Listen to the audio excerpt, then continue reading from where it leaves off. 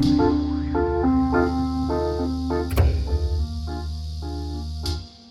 you get paid to research growing Sinensis, get paid to do research. That's cool. If you want to produce mushrooms, Militaris is where it's at. If you want to grow those Cordyceps. And there's no value, no virtue attached to that. It's just a biological organism doing what it does. Right. It's the circle of life. That's exactly right. I have started boxing training, which is a fundraising fight that I'm going to do in June. Never boxed before. I'm now 40 years old, deciding to get hit in the face for the first time. Like, we're going to need a lot of cordyceps for that. A lot. And so it's been helpful. In the few classes I've done, getting up at 4 a.m. in the morning, started calling all of our products Orange World. And it's like, it's the idea that Orange World is this amusement park that's run by mushrooms. That is the goal, right? Is to help at the end of the day. Kindness above everything. So whatever I'm doing that does need to make me money needs to be kind. And presented in Cheshire Corners is for educational and informational purposes only. Please consult a legal professional if you have any questions or concerns about the content of this disclaimer, this series, or the legal implications surrounding psychedelic substances in your jurisdiction.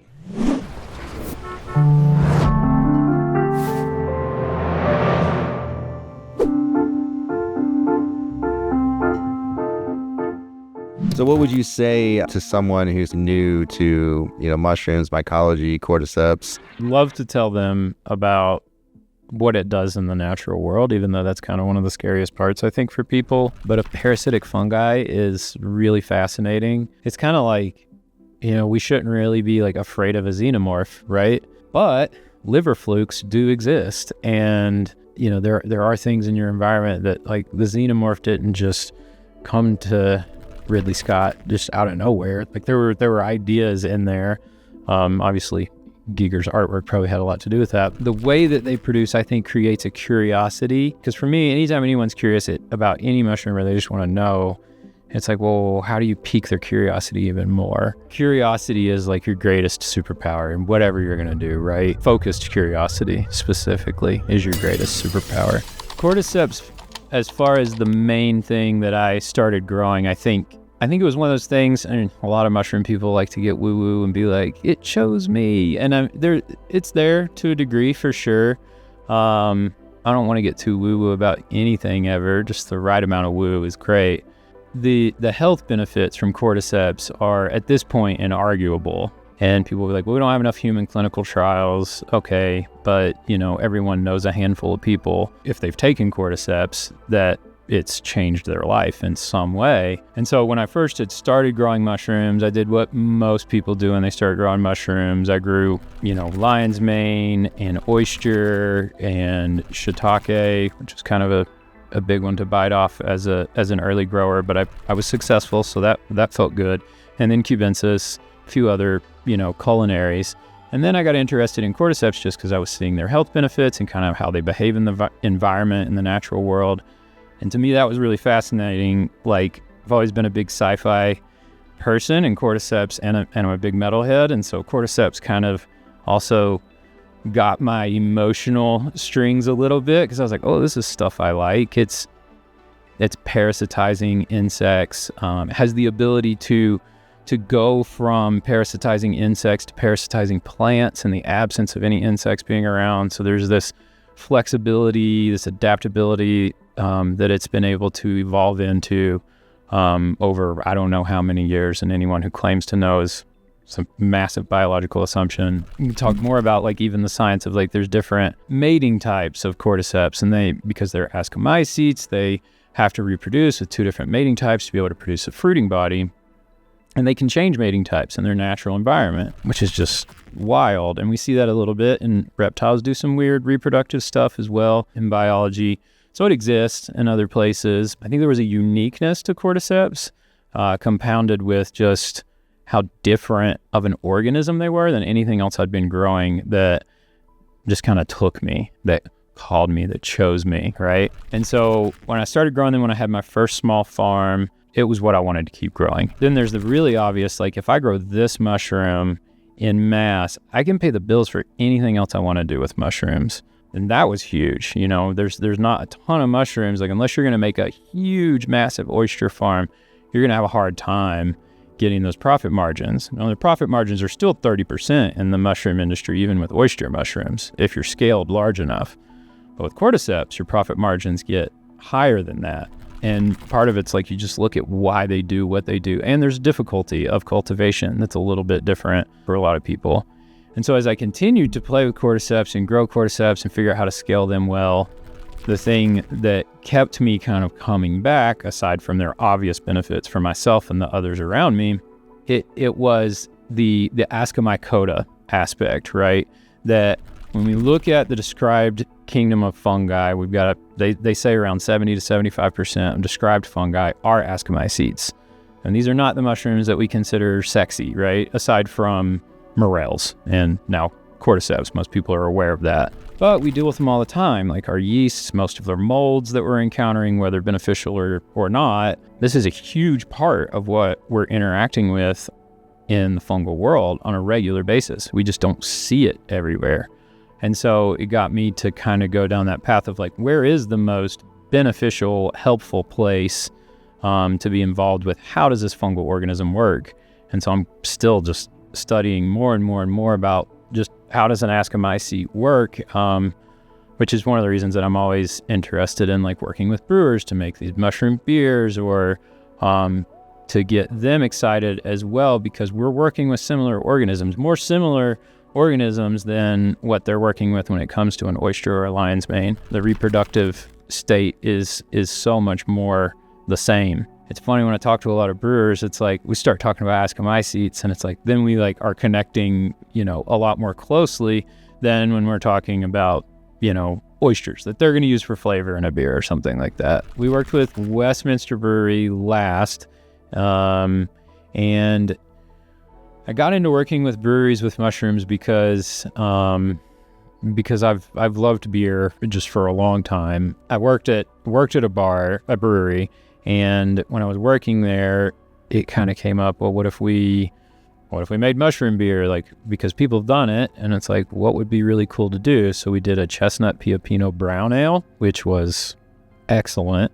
And then later there was an oyster lager, which was a light lager with oyster mushrooms, and that one was really nice.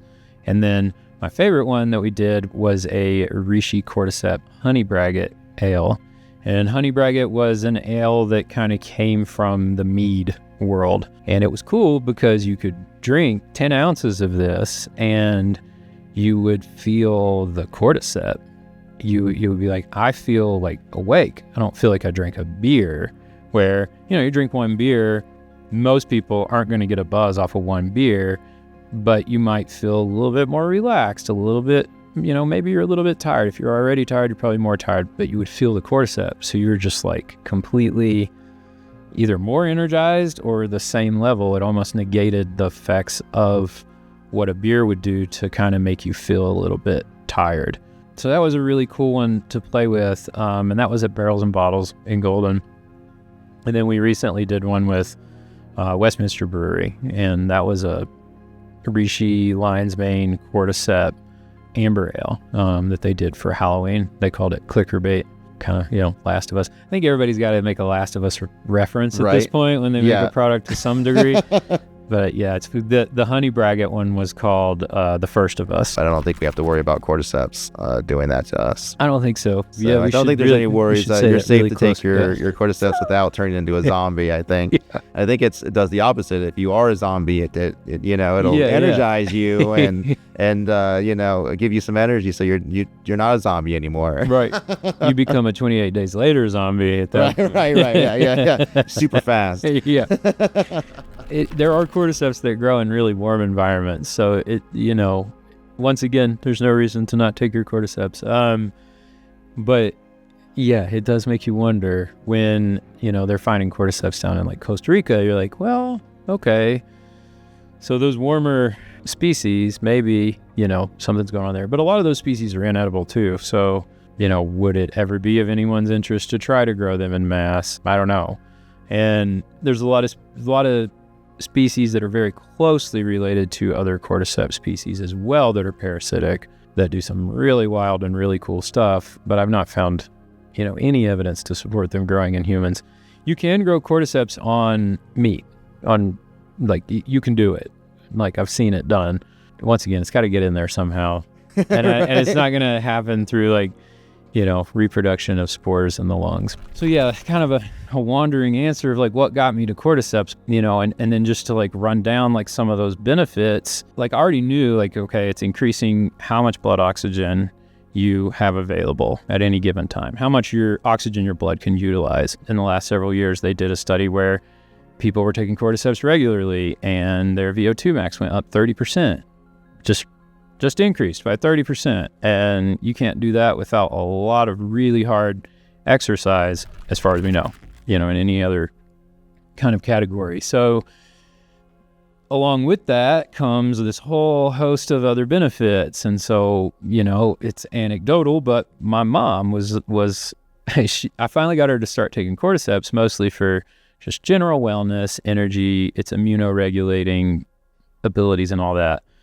And her blood pressure went from 170/90 to 130/70 in 6 weeks. And her doctor was like, how did this happen? She's like, I don't know. And then she thought about it. She's like, the only thing I'm doing different is taking cordyceps. And so she calls me, did you know they lowered blood pressure? And I'm like, yeah, but I don't know. I never really think about it. And then the same thing happened for my cousin, was trying to lower his blood pressure. He did the same thing. And he's a doctor. He was like, I don't want to go on these meds. I know what the side effects are. And then my sister, the same thing. And then it also balanced her blood sugar when she was in her second pregnancy. And in the first one, she had gestational diabetes, but her blood sugar was completely normal. So once again, they're all anecdotal evidence there. But then I had another guy who was buying cordyceps from me, comes back. He's like, I was on a GLP with high blood pressure medication. I don't have to take my medication anymore. I went off the GLP. Those kind of stories. And I've had numerous stories like that from other clients that come back. And of course, Dorr, that started Mushroom Revival, he famously, when he started that, he was exploring cordyceps to help treat Lyme disease. There's just so many things like that. And you mentioned Big Pharma. Big Pharma is studying cordyceps right now because cordycepin is an anti-metabolite. It's actually not very bioavailable to us.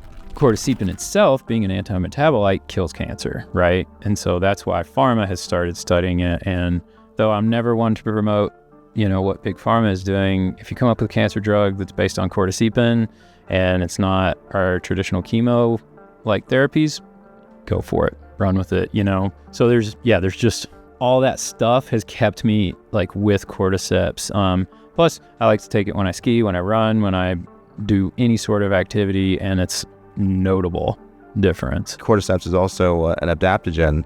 It's supposed to increase resistance to environmental stressors and help you build mental and physical vitality. Right, it's agonizing a mechanic that we are capable of, that we don't do very well. Right. Yeah. So that's through the ATP production, specifically, that it's creating.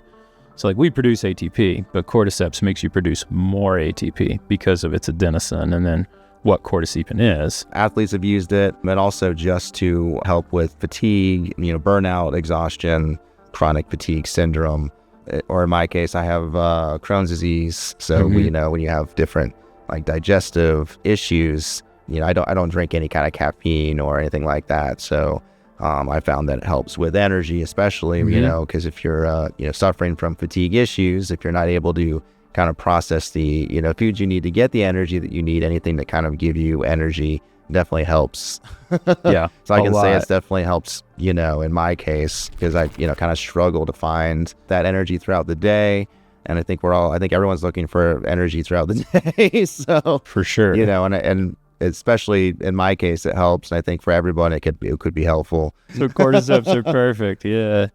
And you could add lion's mane to that. And then you get that perfect, Crohn's killer. Yeah, a little lion's bit. mane is really great. And also I think reishi and cordyceps is a good combination, I think, depending on what you're going for. I think there's some, also some anti-inflammation. I think reishi and cordyceps have some anti-inflammation things, which I think are really for Crohn's disease and that sort of things. It's got inflammation is a really big problem. Yeah. So anything that kind of helps with that makes it easier to live. A lot.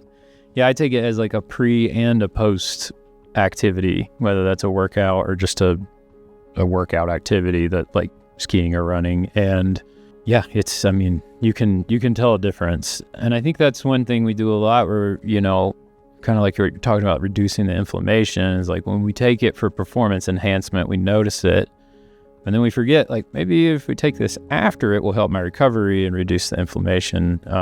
Some inflammation, obviously, in your muscles is a good thing for working out, but obviously not in the case of Crohn's disease. There's no inflammation that's a good inflammation. Yeah, reducing that to help recovery has been pretty cool to watch and play with too, with different people who are taking it. You know, there's the things everyone thinks of, fatigue and burnout and physical endurance and all those kind of things. But is there anything kind of more interesting that somebody's, you know, that people may not think about? Someone turned me on to a study that was done. It was actually Kyle Obenberger, and I think his wife had read the study, Kelly, and they had used it in a hair serum to promote hair growth. Okay. And they had actually seen hair growth in folks who had alopecia, because it's agonizing that ATP production so profoundly that it's causing their hair to regenerate. Apparently, this paper said it was too costly the way that they were making the serum to continue to do it and make it a product that made sense. I mean, there's people who are saying that just like taking it will promote hair growth. So I don't know if that's, you know, how founded any of that research is at this point. I think that that's an interesting one to look at. I have a buddy who's a climber, and since he started taking the tincture that we just started making, his climbing grades have gone up 2 grades. He's gone up 2 grades in what he's climbing. Then we had another friend, and she started taking Cordyceps and had a long-term climbing project, like a years-long project, and she climbed it the first day she took Cordyceps. Then I had another client who he PR'd his triathlon time taking Cordyceps and had never done it before. And so it's kind of, yeah, for the performance enhancements, obviously there. I think it's something we need to research, is like go back to those people. I notice a feeling from like when I take it for recovery, but I'm an N of 1 who's growing the mushroom. So obviously I want that to be the case. Right.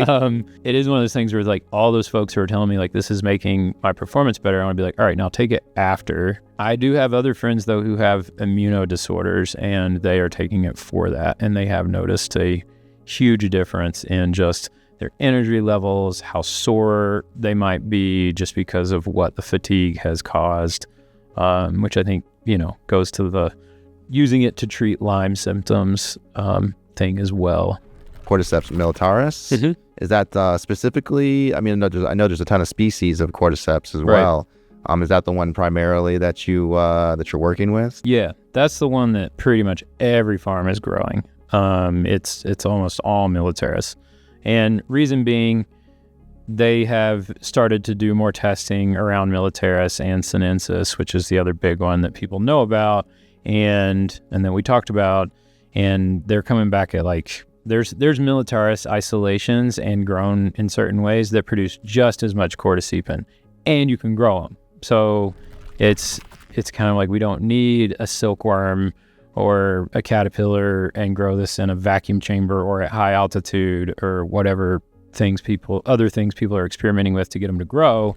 They're cool, they look cool, like it's neat to grow different species, sure, but when it comes to like a high yield to produce a product or to just grow a lot of mushrooms for other people to produce products, like we need to grow what we can grow. If you get paid to research growing Sinensis, get paid to do research. That's cool. If you want to produce mushrooms, militaris is where it's at, if you want to grow those cordyceps. So within militaris, there's starting to become more isolations, like I mentioned, mound, but then also there's albino ones, right? Which is what we put in our gummies, is we specifically put albinos in the gummy because of the fact that cordycepin level is higher in the albino trait. For whatever reason, it's a lot more potent. So we don't have to put as much fruit in the gummy. And currently we're putting fruit in the gummy.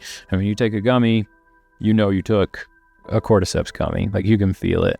So we always tell folks like, yeah, this is not the Sprouts cordyceps gummy, right? There's nothing wrong with that. You'll probably still get a lot of the good benefits, provided they're not using myceliated grain, but if they're using an extract or something else in that gummy, like great. We specifically formulated this to be performance enhancing. And so we're making those gummies in collaboration with Mushmallow. Anybody who knows Mushmallow knows that Aaron makes the most delicious gummies around. So I tell him all the time, just make candy too, just like regular candy. It's so good. So right now we're making a mango flavor, and I think eventually we'll start rolling out some more flavors once we kind of get them all to start selling in mass. But then you also have variegated isolations, which are really cool looking. I haven't tested those yet on an assay to see like what we're going to get. We'll be doing that soon because we've got variegateds growing right now, and it's, white to orange on top. And they look really cool. They're definitely the coolest looking cordyceps that we grow. They look like little creamsicles. Yeah, right. Sounds delicious. They're I know. You look at them and you're like, this has got to taste like what I think it does. And then it tastes like a cordyceps, which is still delicious. But yeah, I think we talked about if we could get the variegateds to grow, we could make a flavor of gummy and call it Tangerine Dream, and do like an oranges and cream flavor, and give a shout out to the greatest electronic band that's ever existed, Tangerine Dream. And I know that's not, that's my own personal opinion, but they made it. It's all your electronic music is here because of Tangerine Dream. Those have varying potencies, and then there's other stuff going on besides, right, the cordyceps and adenosine that's being produced. And as I mentioned, it's not necessarily bioavailable to us the way that we believe it is, which means that there's secondary metabolites that make us feel the way that we do. There's been some study around getting that cordycepin to become more bioavailable, and anyone who's interested, I highly suggest you go check out what Wade Fox is doing. And the dude's he's a wizard. I love what he's doing, and I think it'll be really cool to see a lot of that kind of come into the cordyceps and the lion's mane and any other mushroom world of different ways of extracting with other fungi. When you guys do an extract, is it considered kind of a full spectrum? Are you taking everything out of the cordyceps that you can and putting it into an extract? Our goal is to pull out literally everything that we possibly can out of it. There's ways you can use heat, hint, hint, that make it extract really, really well. Anything that you should be careful for? Any warnings? Can you take too much cordyceps? Yeah, I think some people are really sensitive to the way that the adenosine agonization makes them feel. And so because it can agonize that adenosine, it can make some people feel a little bit anxious or jittery. Dave and I have kind of talked about, is there a difference in it? There's something, albinos feel slightly different. And so there's also that thing in the back of our head going when this pigmentation, and I haven't studied pigmentation enough to be able to answer this in a really great way, but it made us wonder, is there something being produced from that lack of pigmentation or the pigmentation being there that's changing the effect? I think you can take too much of anything, right? I mean, sitting on moderation drive right now. That's right. So that's right. I always tell people, start small. You can take too much of a great thing like water. So yeah, just the adenosine thing is really the only thing I've seen as far as people being that was I'm a little wiry, and it'll go away. The half-life's not super long. Don't take a lot too close to bed. That's the other thing I always tell folks. What's cool is because of the adenosine agonization, it will help balance your circadian rhythms over time, but it will also give you energy in the moment. But unlike coffee or any other type of stimulant, any speed stimulant, it's not going to keep you it's not like you're taking that drug and then feeling that way, because it's an adaptogen. So it's changing the way that your body's doing stuff, and it's making that energy available to you. And so if you're already tired, it will help wake you up, but it doesn't have that same feeling of the jitters that you could even get from drinking too much coffee. So but I always tell people I'll actually drink a little bit of tea sometimes at bed because it will help me sleep. But if you cross that line, then it won't help you sleep.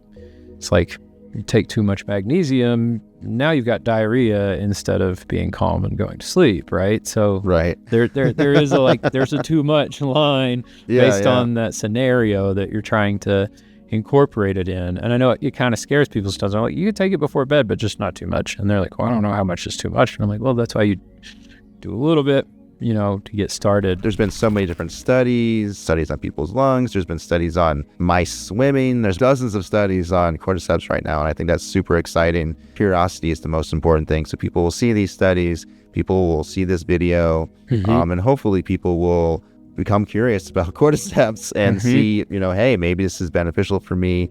Hey, maybe I can take this instead of a pharmaceutical. Maybe this can help me with energy. Maybe this can help me with my sleep, circadian rhythm. Part of what you're doing here in this community is bringing awareness and, helping people. Of course, there's money to be made and people have to make a living and that kind of stuff too. But as humans, we're here to serve. That's definitely something that you're doing to help people and to bring service to people. Before you were helping people in one way, you said you put social work, and now you're helping people. It's just kind of like that was your foundation of helping people, and now you've kind of moved on to the next step of helping people. Right. That was always, I know, right? It was like when I left social work and I started working in mycology, I was like, okay, how do we do myco-social work? Thanks for saying that, because that is the goal, right? Is to help at the end of the day. Kindness above everything. So whatever I'm doing that does need to make me money needs to be kind. And my hope is that anyone who's working with fungi or herbs or any form of biological life is that like their goal at the end of the day, or chemistry for that matter, right, any science, any field, but I think about it a lot with biology, is it's like there's a great deal of kindness to be expressed in this world of biology and working, especially with food products and medicinal food products, because food is medicine, a majority of the time. Or I should say food can be medicine. That's what I should say. Or it should be. Should be. Sleep, diet, exercise, like those really are like incredibly important. If you're not getting good sleep, you're going to be crazy. Like, you're not going to have the energy. You're not going to be able to do what you need to do. You're not going to be able to serve yourself. You're not going to be able to serve others. Cordyceps hit all three of those. It helps you sleep, helps your circadian rhythm, hugely important, helps you with your diet. Helps you, and then of course, even helps you with exercise, helps you with performance in exercise. I mean, that's pretty incredible. Yeah, it is. I mean, and back to your why cordyceps? That's it. It literally supports, and it is interesting to look at something that in the natural world destroys something else to create all of these benefits for anything else that takes it. Any mammal that takes it, I should say, because I don't know what happens to other beings when they take them. But that is always been an interesting dichotomy for me. And to keep on my sci-fi nerd, it always makes me think of like Prometheus, kind of that idea of like the xenomorph again, and like how this destruction creates new life somehow, and that is life. And there's no value, no virtue attached to that. It's just a biological organism doing what it does. Right. It's the circle of life. That's exactly right. So, but it does. It supports all of those things, and that's why I'll continue. And I mean, we grow it on grains. So you don't use caterpillars or insects to grow your cordyceps? Currently. If we do, it will be labeled as such that we did that. I have started boxing training, which is a fundraising fight that I'm going to do in June. Never boxed before. I'm now 40 years old, deciding to get hit in the face for the first time. We're going to need a lot of cordyceps for that. A lot. And so it's been helpful. In the few classes I've done, getting up at 4 a.m. in the morning, it's like, well, what are we going to do to get through this morning class? And like cordyceps, just turn it on. And you're just like, cool, I can do this. Because I'm not a morning person, but I'm not a 4 a.m. person, I'm like a 7 a.m. person, a 6:30 person, normal, normal when the sun hours. comes up, normal, right. Not like it's dark and then it's light when I leave class, not that. Right. So it's been very helpful for that kind of stuff. Those early rises are nice with cordyceps. Thanks for watching. If you liked it, please like and subscribe to Cheshire Corners. Tell me what you think in the comments. And as always, don't get psyched out.